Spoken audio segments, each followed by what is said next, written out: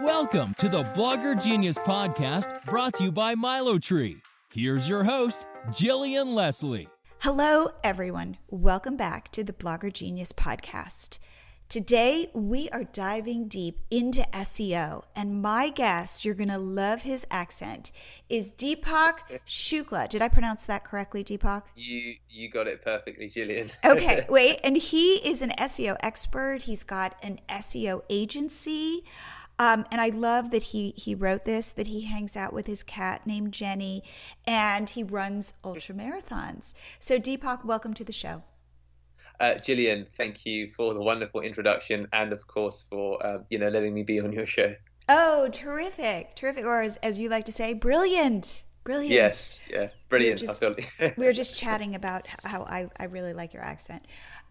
So Deepak, what I was hoping to do in this episode is really think strategically about SEO. So again, people who don't know, SEO, search engine optimization, it is how your content gets found on Google.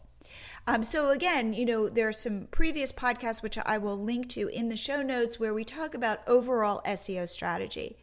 But let's go deeper. Let's be more specific. And we talked offline about ways to do that, ways to really strategically go in there and optimize certain posts, especially posts that make money. So Deepak, first, let's just do a quick intro of how you got into SEO, and then let's go into some strategy. Okay, no, amazing, Jillian. Thank you. So, hey, Jillian's audience, Deepak here, of course, and I got into SEO, I think maybe 5, 6, maybe even 7, but between 5 to 7 years ago. It all began from classified ad sites, if any, of everything here in the UK. And what really happened was that I was looking for a role. I am, and I'm now getting rid of that call. Okay. As you hopefully hear. There you go. Perfect. Fantastic. Yes, I basically was listing an ad as a private tutor on a classified ad site. And can you still hear me okay, Jillian? Yes, you sound good. Okay, brilliant. And I really quickly discovered that if I changed and added keywords ultimately into the title of my advert, I would literally get more phone calls seeing if people wanted some tuition. And that really started my journey into the world of SEO, because I thought, aha, this is really interesting. Does this also work on other platforms? And as I began exploring more, and I went up the ladder of complexity, moving from classified ad sites to social media platforms, and then trying to figure out, well, how does this work on something like Google? It led me to, well, in some respects, where I am today, here on the podcast with you, running the agency Pearl Lemon, and just working with the clients that we have to, as you probably can imagine, trying to get them as high as possible on Google for a real range of keywords. Okay. So if in fact then, here's what I would say, which is I think it's interesting that you find it fascinating, because I think a lot of people in the audience don't find SEO fun. Yeah, I understand. I think that, people in my audience are creators and really love that part of the job. And so what I want to do is give them ways that they can do this in a real strategic, with a real strategic eye. Yeah. So you were talking about the strategy that you called, the Skyscraper Technique. The Skyscraper Technique. So what is that? Absolutely. So it's something that it's something that's been around for a while, and it's something that Brian Dean from Backlinko popularized, or he coined that specific term, the Skyscraper Technique. And it works for anybody who is just starting out, as well as already established in some way, and really looking for how to get kind of a kick out of content that you've already got, or products, whether they're affiliates or direct, they're already selling. And ultimately what the whole principle centers around is looking at for example, particular sector or segment within your niche, and producing or improving a piece of content that you have that already exists to just ultimately make it the most authoritative piece of content out there. So for your creative audience, of course, what's going to be wonderful about this is what I'm actually asking you to do is where you have, for example, a, let's say, 900 word blog post that you figured out makes you maybe even $200 a month, then the real beauty of something like that is going back to a blog post like that and figuring out how you can, make that blog post as informative and as in-depth as possible, and taking it from, the free 500 words to potentially 5,000 words. Now, I'm not talking about filler content here. Let's be clear. When I say filler content, I don't mean to say then that you should try and, expand your word count to ultimately say the same thing across, the whole 5,000 words.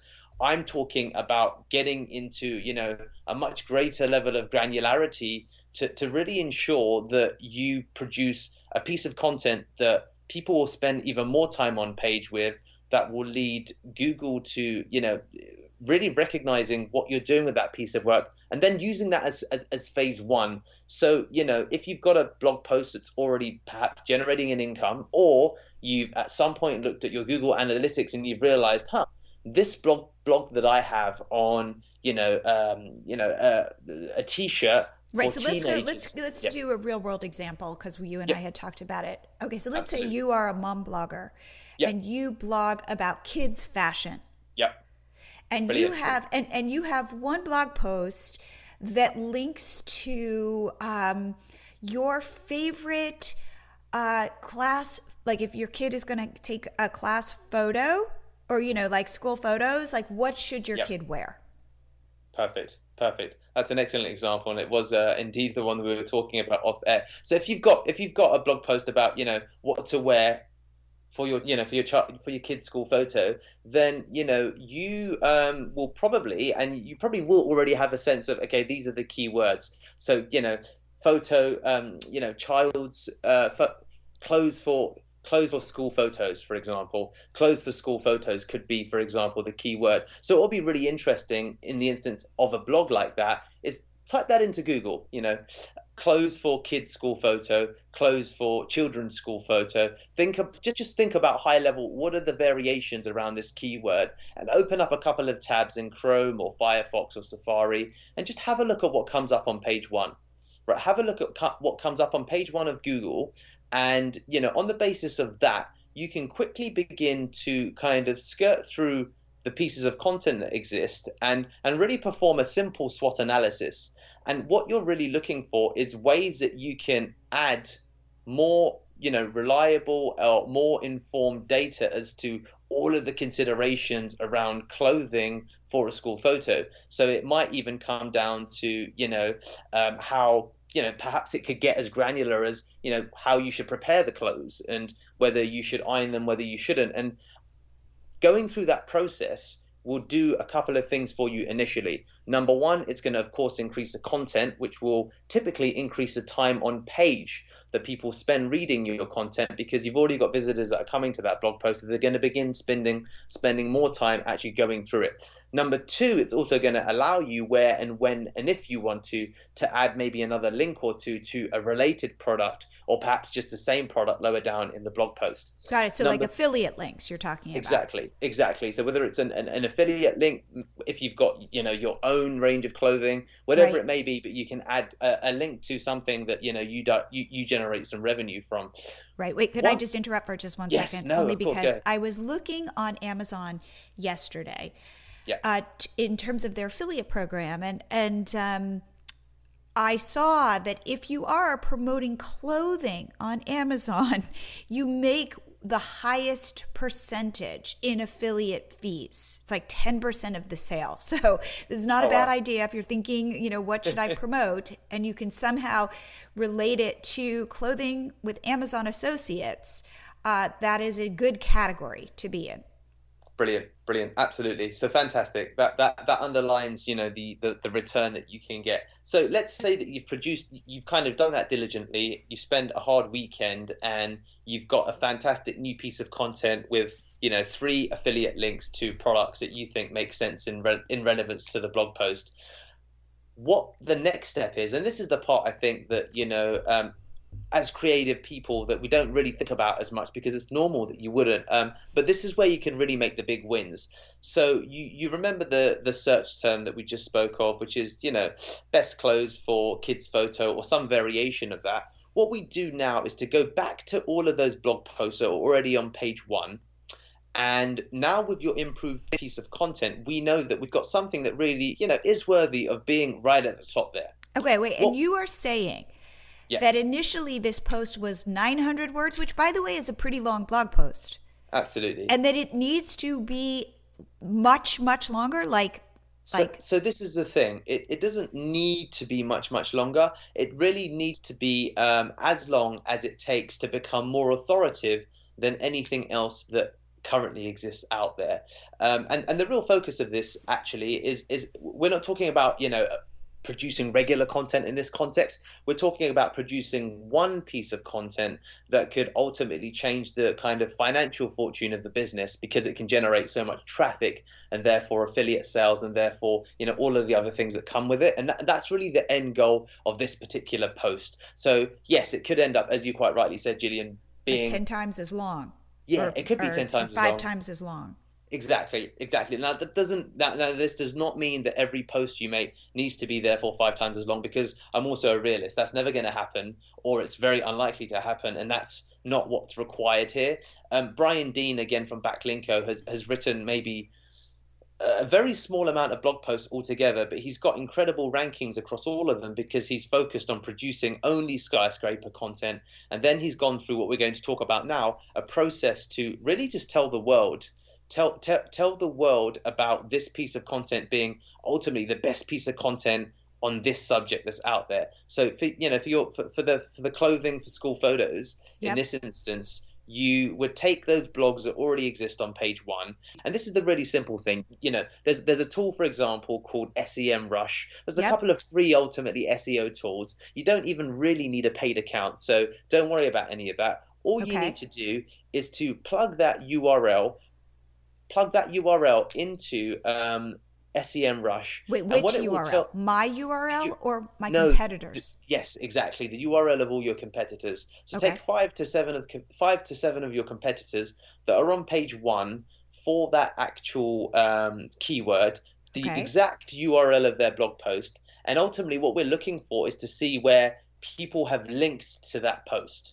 Okay. So we want to find out who are the people that are linking to that post. Now, wait, just to stop you for 1 second. So, for example, right, best clothing, kids' clothing to wear to a class photo or for their class photo. Do I want to do that search and take the number 1 post and then do a similar search and take the next number 1 post? Or do I want to just kind of assume it's going to be this certain kind of group of keywords and then do like the first 5? Absolutely. So either is completely fine. There's no hard and fast rule. So you can take one. What I do is explore literally just 2 variations of it, and maybe take 4 to 7 of the posts, because already that will be significant enough. What you're aiming to do ultimately, the end goal is to see who's linking to that post using a tool like SEMrush. There's Ahrefs. If either of those aren't familiar, then you could literally Google something as simple, check backlinks or backlink checker. And there's a range of free tools that will initially give you a couple of the links. And between the 4 to 7 posts that you plugged into whatever tool you want to use, you'll begin to ultimately produce a list of blogs or websites that are linking to this post that you found on Google. And now that you've got that, that's basically your arsenal to go out and to reach out to them and say, hey, I've got this really, I noticed that you linked to, mummiesfashionblog.com talking about kids' clothing. I've actually written a blog post that's really similar to that, and I've also mentioned X, Y, and Z thing. I just thought I'd share it with you if you're interested in perhaps taking a look at it and linking to it. And something to that effect can become extremely powerful, because if you robustly follow that process over a course of time, people should, in principle, begin linking back to it, because 1, you've found someone who's relevant. 2, they're already interested in that content because they've provided a link to it. And therefore 3, the rule of numbers, if you follow up, let's say with 15 people, 3 to 5 of them potentially could link back to you. And that's really what's going to really help you gain authority for that single blog post that you just now turned into a 5,000 word piece of content. Okay, so I have a couple questions. Okay, Yeah, first of all, can you talk about Google and how it does think about backlinks, like why that is so valuable? Yeah, definitely. One of the ways to really think about it is Google is obviously looking at millions, hundreds of millions of sites all the time. So the quickest way for Google to really form an assessment of your website is to see who's talking about your website.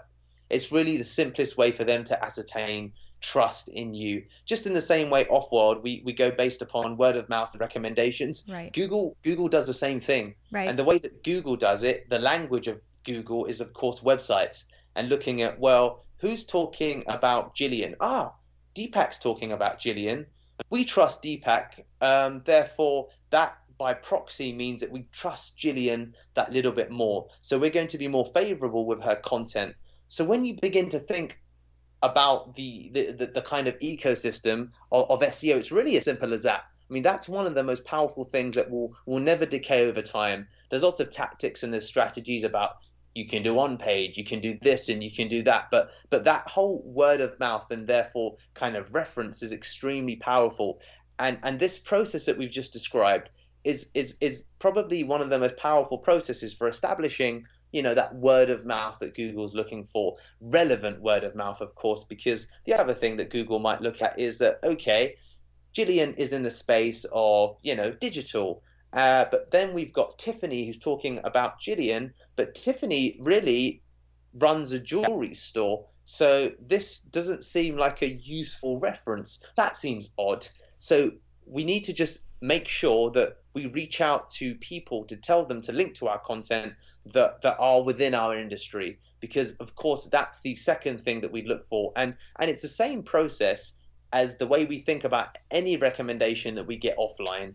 And when you kind of draw that analogy, I found for me personally still that it makes the process of SEO become a lot simpler when I think about it in those terms. Got it. Okay, so here's the thing. I think my audience and like myself, we use Yoast. We use the free version of Yoast, and we are optimizing keywords. And when you get that little green light, you go, yes, I did SEO. Yeah. But I feel like you're taking it to, so that I feel like, I did it. Okay, I'm done for that post. And you're saying, no, not really.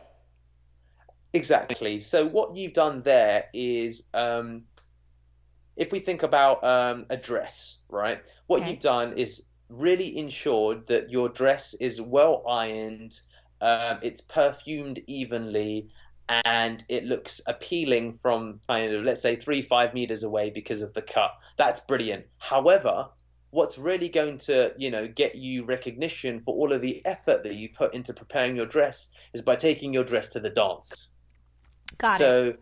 And having people comment on your dress and going, oh my God, your dress is gorgeous. Exactly. Because then that's how you get into, Tiffany's magazine or whatever else it may be. And that's when the world will recognize you for, oh my God, what an amazing dress. And what we tend to do is focus on the part that, we can do from home, which is work on the cut, work on the colors, work on the flavoring. Model in the mirror. But Exactly. But the mirror isn't what's going to get us recognition. It's going to get us comfort, but we've got to take the dress to the dance. I wanted to take a short break and say that if you're enjoying the Blogger Genius podcast, then that says something really special. What it says is you take your business seriously. This is not a hobby for you. And if you haven't checked out MiloTree, I recommend you do. MiloTree is a series of smart pop-ups you install on your site that asks your audience to follow you on Instagram or Facebook or Pinterest or YouTube or subscribe to your list. It will put that job on autopilot so you can focus on the other aspects of your business. We offer your first 30 days free, so there's really no risk to you, and I think you'll like it. So now, back to the show. Okay, so here is the thing. When you're telling me that I have to reach out to people about possibly linking to my post, I'm cringing. So talk to me about strategies, because somehow like writing some cold email saying, hey, why don't you link to my post? Like, I get those emails for Catch My Party or, First Business. And I kind of go, oh, I'm not going to do that. Yeah, absolutely. So tell me ways that I can do it where I don't cringe and where I might have more success. Like, what's in it for the person? How can I sell it to somebody to say this will benefit not just me, but also you? Absolutely. Good question. It's a fantastic question. So there's a couple of strategies that I'd outline. And you raised a really excellent point, Jillian, that, it's uncomfortable just asking someone to kind of do me a favor. Yeah, you don't know me. Yeah, exactly. I'm an introvert. Exactly. I want to stay like in my pretty dress, in my house, in the mirror. Yeah. I don't want to go to the dance. Yeah, exactly. So there's a couple of things. Let's extend that analogy.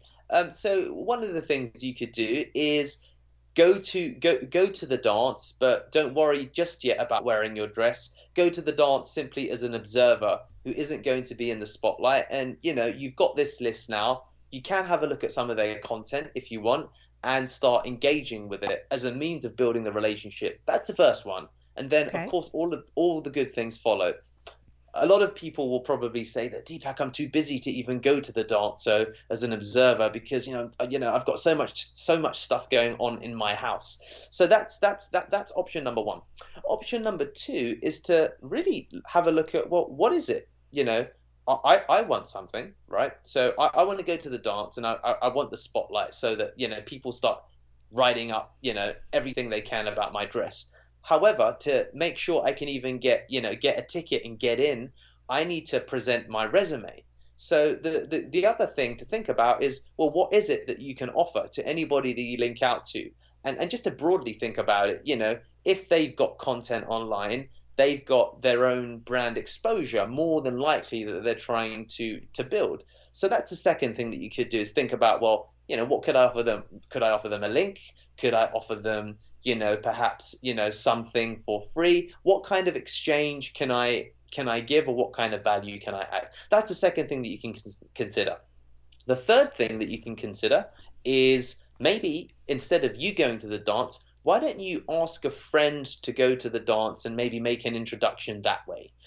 So what I mean by that is you could have someone else reach out and, offer it as a suggestion, because then it's always different, right? It comes across as a recommendation. So what I mean by that, Jillian, is in the same way that, I've got, Adina, my friend, literally, and she's a big fan of, the stuff that we do, at Pearl Lemon. So sometimes whenever she comes across stuff that she thinks is really interesting and useful, she'll literally reach out and say, hey, I like your blog. I'd just love to introduce you to, my friend Deepak. And that would be the other option that I'd say you could take. And then the final thing. Wait, is she the one who reached out to me? Because exactly. Yes. Okay. Exactly. Because she said, hey, you should have my friend Deepak on your show. Exactly, and here we are. Here we are. Look at that. Yeah, okay, keep going. Yeah, so that's, I think, to be honest with you, that has been what I've seen to be the most effective strategy. That when someone who is an actual friend who supports what you do does actually write on your behalf, it always comes across more meaningful and more caring when someone does it on your behalf, especially if they believe in what you do. And then it takes away that difficulty of, Deepak, I'm not going to send a cold email. Let's be realistic. It's all good and well, but there's no way in hell I'm going to do it. So I'd say that's the other option. Or if you are prepared to cold email, you're like, Deepak, I want to just send it out to 100 people. Then that's, what they call the kind of hit and hope approach, where you send out enough kind of, reach out, and you will get some response. But that brings, of course, its own problems, all of which I'm sure your audience can imagine in their own mind. But if you take kind of one of those strategies, something will work for you. And I promise you, this is the probably the most important thing when it comes to making sure your dress gets a recognition it deserves. You got to take it out to the dance. And that's actually also why I didn't mention, of course, Yoast and kind of some of the on-site stuff, which I'm sure that some of your audience already do. Right. Okay. So Deepak, this is the thing that is kind of blowing my mind. As creators, guess what? We like to create. We like to create a lot. And I keep hearing this over and over again, which is create less, promote more. I think that you can create less initially to then be able to promote more initially to then create even more down the line. I think maybe it's just a question of how you look at it, because the worst thing for me in the world is to produce all of this fabulous stuff as a creator and then not get any of the recognition you deserve. At some point, bills will come in, or you'll just get tired. You'll say, you know what, I worked really hard on this dress. I produced 14 dresses. No one's even said a thing, or there was one comment on my Instagram post. I'm tired, Jillian. I think I just need to go and think about doing something else where at least I get some recognition. So I think that's, as creators, that's one of, that's, I think, our fuel. Recognition. Yes. Many times more than the money itself. It's about getting recognized for the creative process.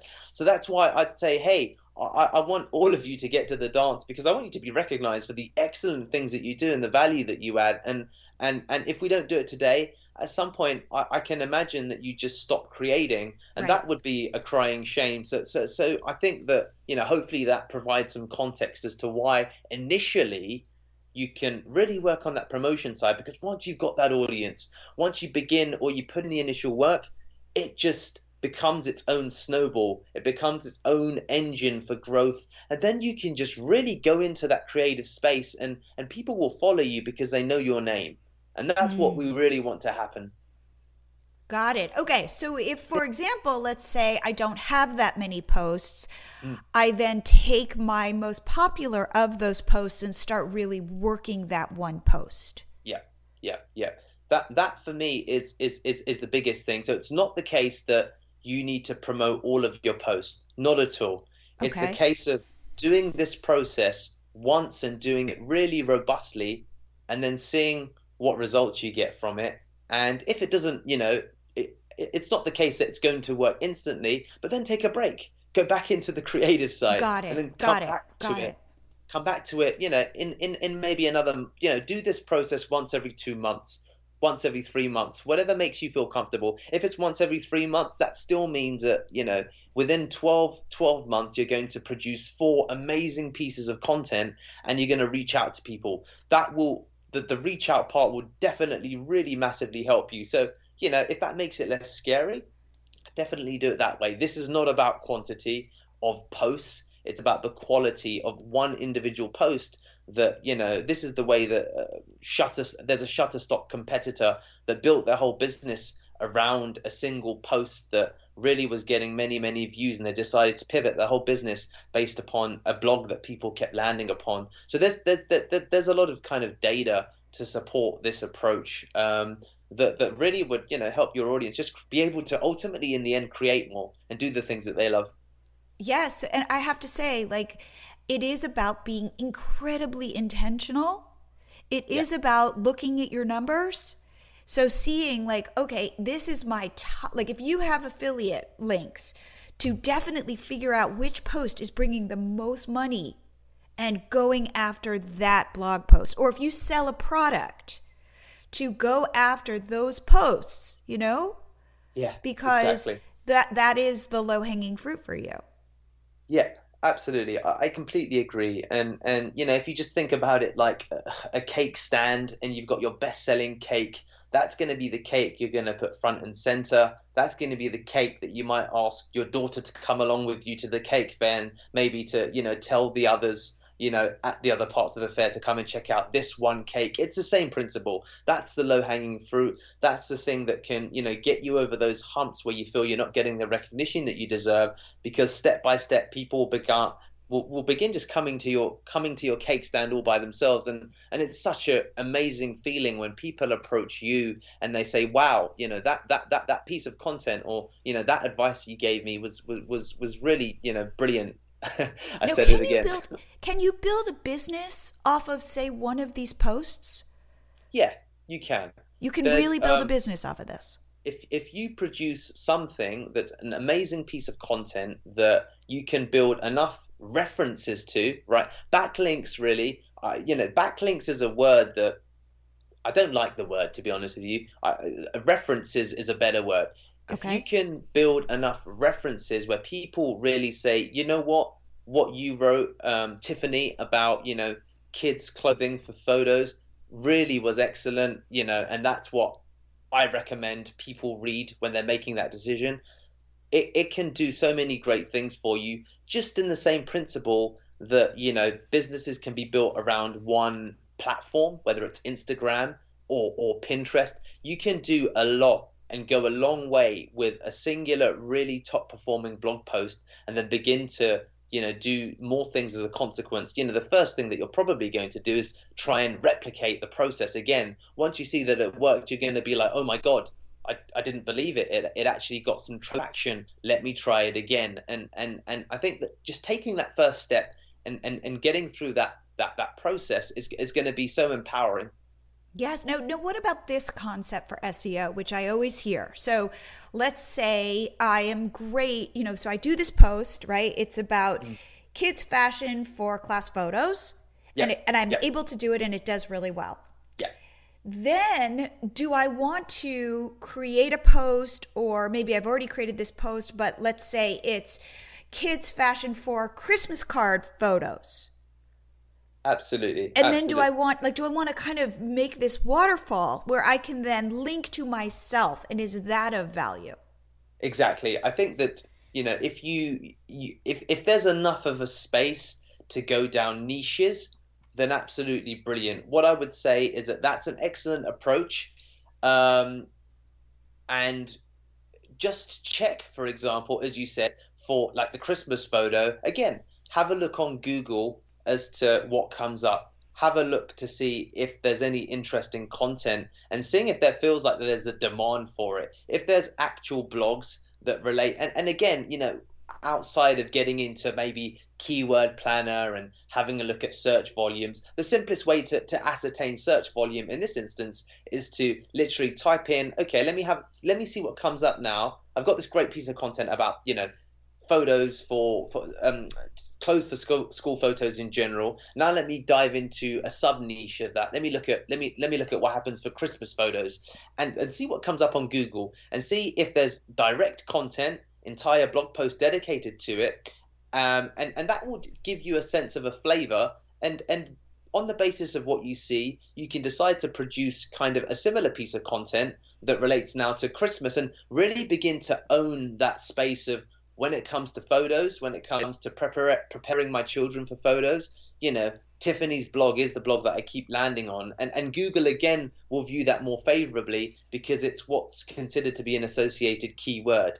Just in the same way that, if you go into a salon and you get excellent advice about, how to treat damaged hair, you're probably also going to ask them, what do you think about, damaged skin? Because by association, you assume, well, my hairdresser really helped me with my hair. I might as well ask her about my skin as well, because, who knows, you might be good. Google views a lot of these things in the same way. So associated keywords will begin to index and rank faster. So it's a really good strategy to follow. And by consequence, as you said, Jillian, people will then just begin to follow you because you're producing all of this good stuff. So as we described with Backlinko and the skyscraper content, everyone eventually begins to follow Brian Dean because Brian Dean produces all of this good stuff. So I think that's an excellent route that you've just described.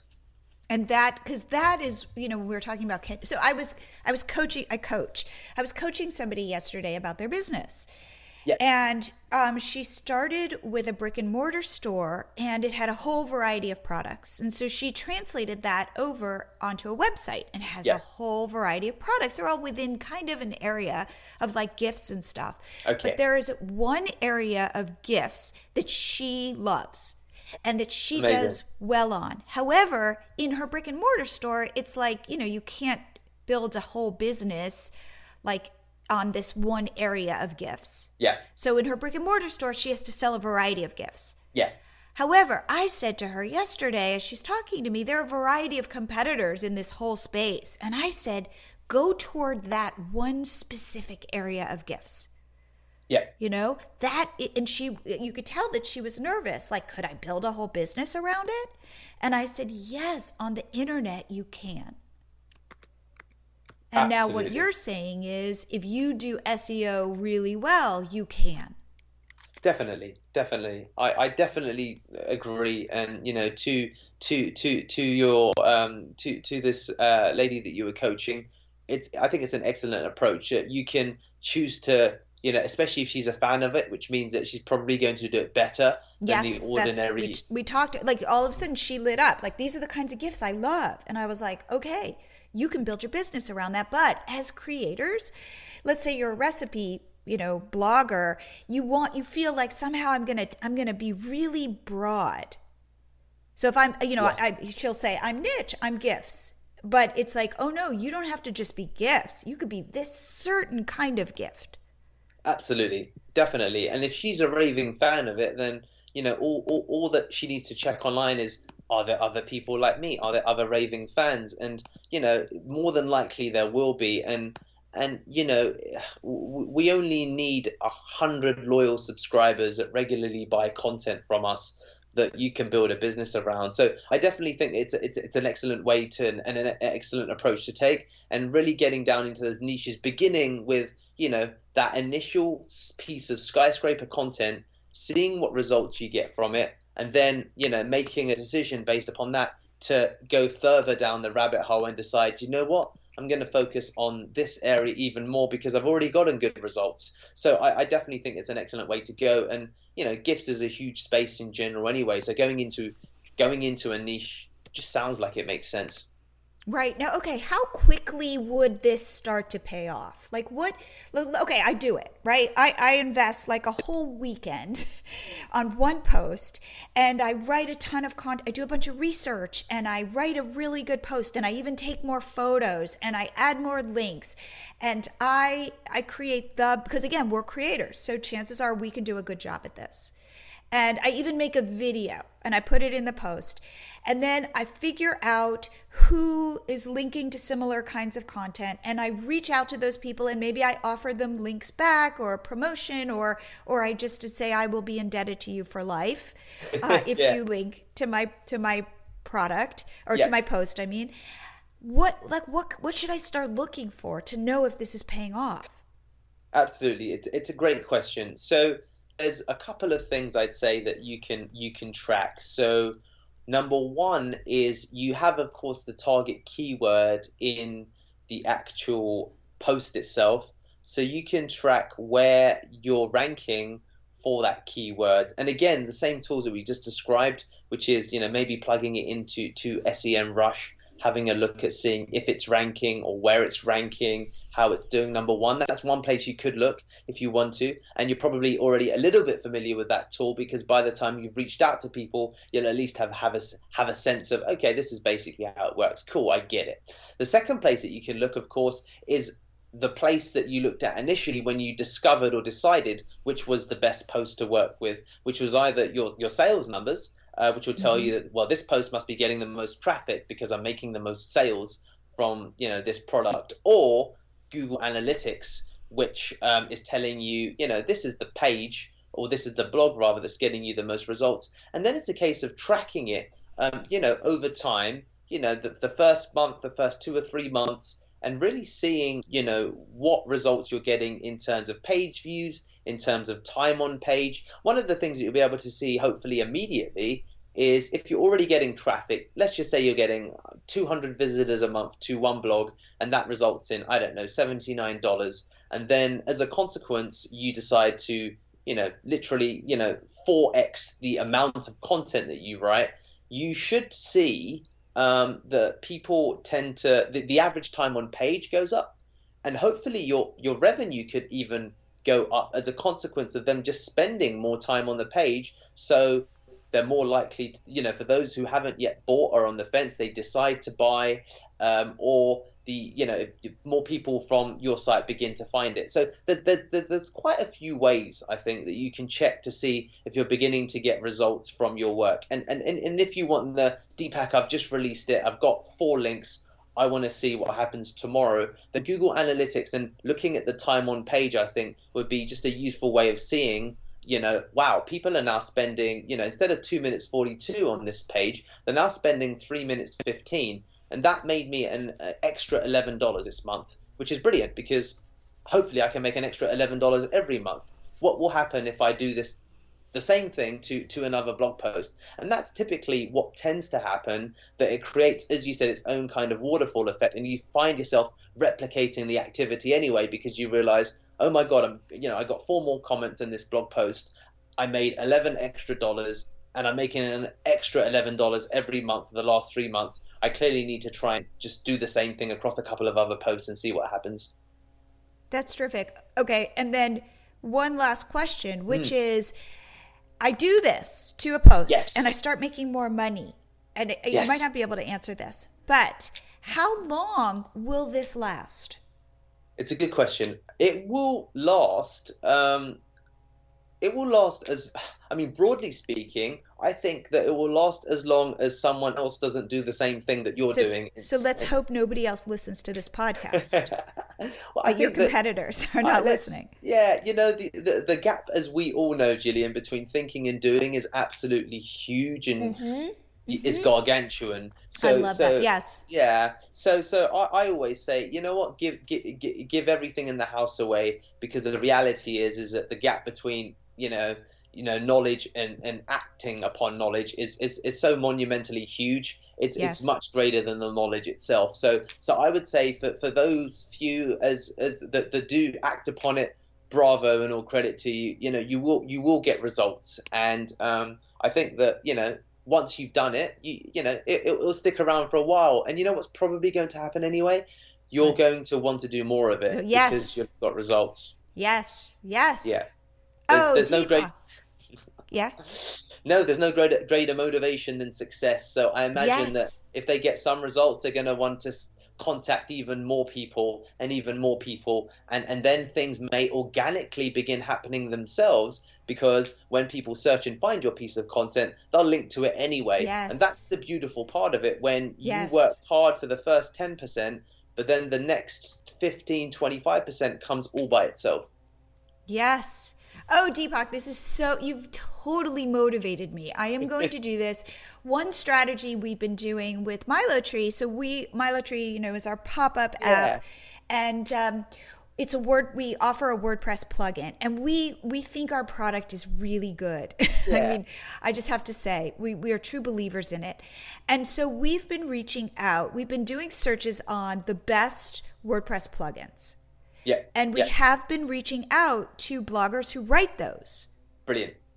And we have a really generous affiliate program. Brilliant. So that's kind of our way to say, hey, check out our and we'll offer it, we'll say, hey, if you want a couple months free to try it out, please do. Yeah.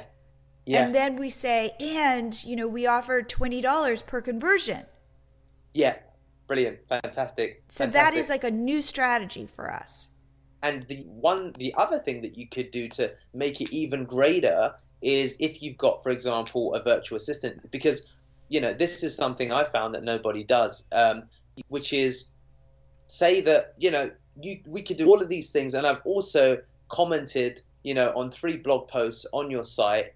And I've also, written you a nice review on Google. This is something that I found to be extremely powerful in building goodwill, because underneath every blogger's kind of post or business, there's typically or oftentimes a product that they're pushing and or a service that they offer. And when you figure out what that is and you leave them an excellent review online, they will move mountains for you. And I've been doing this with some of our clients' businesses and also our own, that before I even approach someone, or when I know I'm going to approach someone, I leave them a review before I've even approached them, and then link to the review in the actual email. And they go crazy about it, because no one does that. And reviews are so important when you have a service that you're trying to offer. So and where are you leaving these reviews? Oh, so like, for example, a Google business review. like the Google reviews, because they appear on the front page of Google when someone's looking up a service. It's an excellent way. And all you can write simply is saying, I had the pleasure of stumbling upon John's content, read this blog post, and it's been, extremely helpful in clarifying some things in my business. So that's technically accurate. It's accepted by Google, and it is a workaround of the question that you might think, oh, Deepak, isn't that a little bit unethical? Well, no, because you probably will have read their blog post, or you will have identified something that is interesting to you. So you can simply write about that, whether it's, anywhere that you can leave a review ultimately. If they've got a plugin, leave it on WordPress. If they've got something on Capterra, leave it there. If they've got wherever you can leave a review, just find a place to write something. And as creators, you're going to be excellent at producing quick snippets of content, and then follow up and say, hey, Tiffany, I love your blog. I actually already left a comment because I thought it was fantastic. It's already helped me. I'd love to, introduce you to my affiliate program. And you're so much more likely to get responses, because that's just something that nobody does. That is so good, because remember, I feel cringy about reaching out, but because I feel like I want to be able to offer something. That is brilliant. Look, I used your word. That is terrific. Yeah, no, absolutely. That Public recommendations live forever online, and that's how you can scale social proof. It's like, wow. Yes, and be authentic. Exactly. So, okay, Deepak, how can people reach out to you? Brilliant. So, hey everybody, if just check me out on YouTube if you want to see. There's a lot of stuff there. Deepak Shukla. Google Deepak Shukla if you like. Google Pearl Lemon. If I'm doing my job at least half decently in any way, you will find me. So just type my name into Google or YouTube, or my company name. Either is completely fine, and you'll find me, and you can approach me however you want to. Okay, now I have to translate for you because you have that beautiful accent, so I have to speak to all of my American listeners. Or it's Deepak, D-E-E-P-A-K, and your last name is S-H-U-K-L-A, and your company is Pearl, like pearl necklace, Pearl Lemon. Brilliant. Fantastic. See, with my crass American accent. No, there's nothing crass about it. I really enjoy listening to it. Can I invite you back so that we can do this again, like a deep dive for another SEO strategy? That would be amazing. No, I'd be honored, Jillian. That sounds fantastic. Because I feel like I have learned a tremendous amount. Oh wow! And you said it on air, so I'm chuffed and flattered. Thank you. No, really, I want your audience to win the things that they do. I just, it's just a wonderful thing seeing others rise, I think. If I can continue to be a part of any of their success, I'm in. Awesome. Well, Deepak, thank you so much for being on the show. No, thank you, Jillian, for having me on, and thank you everybody for listening. I hope you enjoyed this episode, and if you're liking the Blogger Genius podcast, please head to iTunes and give us a 5-star review. It will really help. It will help other people be able to find the podcast. It will help me get really good guests, and I thank you in advance. So thank you.